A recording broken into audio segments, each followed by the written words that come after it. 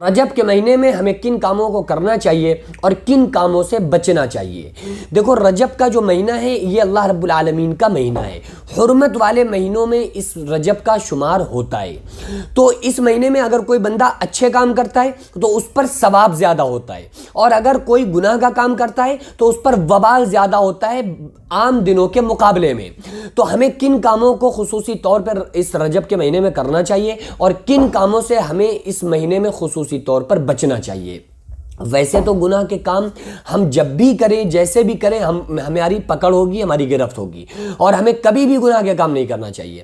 لیکن کچھ مہینے اور کچھ موقع ایسے ہوتے ہیں جہاں پر خصوصی طور پر ہمیں گناہوں سے بچنا چاہیے۔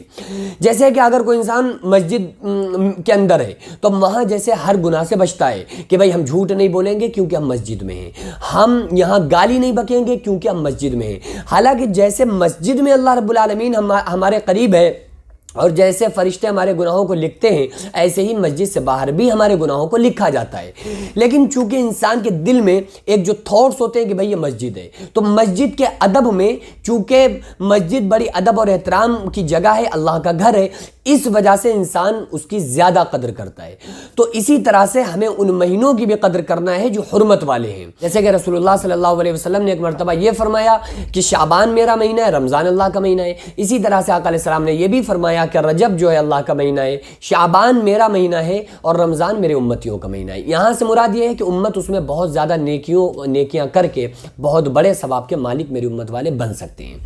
تو ہمیں سب سے پہلے اس میں دعا کی کثرت کرنا چاہیے اور اللہ رب العالمین سے یہ دعا کرنا چاہیے کہ اے پروردگار عالم ہمیں رمضان عطا فرما دے، اور ہمیں اس کی بہت زیادہ کثرت کرنا چاہیے نوافل کی، اور رمضان کی تیاری میں لگ جانا چاہیے۔ اور وہ جو چھوٹے چھوٹے گناہ جو ہم عام طور سے عام دنوں میں کرتے ہیں ان گناہوں سے بھی ہمیں بچنا ہے، اور بڑے گناہ یعنی کہ نماز کا چھوڑنا۔ بڑی عجیب بات یہ ہے کہ جو لوگ نماز نہیں پڑھتے ہیں، قرآن نہیں پڑھتے ہیں، اور وہ یہ کہتے ہیں کہ ہم اچھے کام نہیں کرتے تو برے بھی نہیں کرتے۔ دیکھو، نماز کا نہ پڑھنا اس سے غلط اور برا کام کیا ہو سکتا ہے؟ قرآن کی تلاوت نہ کرنا اس سے زیادہ برا اور گندا غلط کام کیا ہو سکتا ہے؟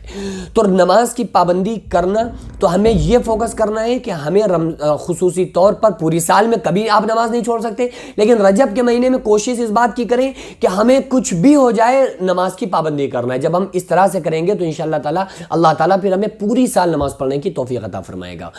نماز کا چھوڑنا حرام ہے، چاہے وہ آپ کسی بھی مہینے میں چھوڑیں، لیکن بالخصوص اگر جو حرمت والے مہینے ہیں اس میں اگر کر رہا ہے تو عام دنوں کے مقابلے اس میں زیادہ بڑا گناہ ہے۔ اس میں اگر انسان خیانت کر لے تو یہ حرام ہے۔ اس مہینے میں اگر کوئی بندہ جھوٹ بولتا ہے تو ویسے بھی حرام ہے، اس میں اور زیادہ اس کو گناہ ملے گا۔ تو یہ جو گناہ ہماری زندگیوں میں جو ہماری ہیں، جو گناہ ہماری لائف میں ہیں، جن گناہ کے بغیر ہم رہتے نہیں، لوگ کہتے ہیں کہ جھوٹ کے بغیر کام کیسے چلے گا؟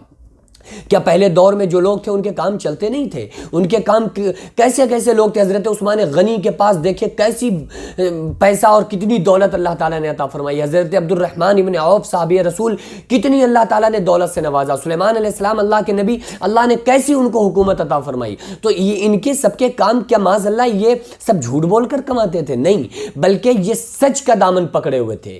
یہ حضرت عثمان غنی اور حضرت عبد الرحمن ابن عوف یہ حضور صلی اللہ علیہ وسلم کے غلامی میں تھے۔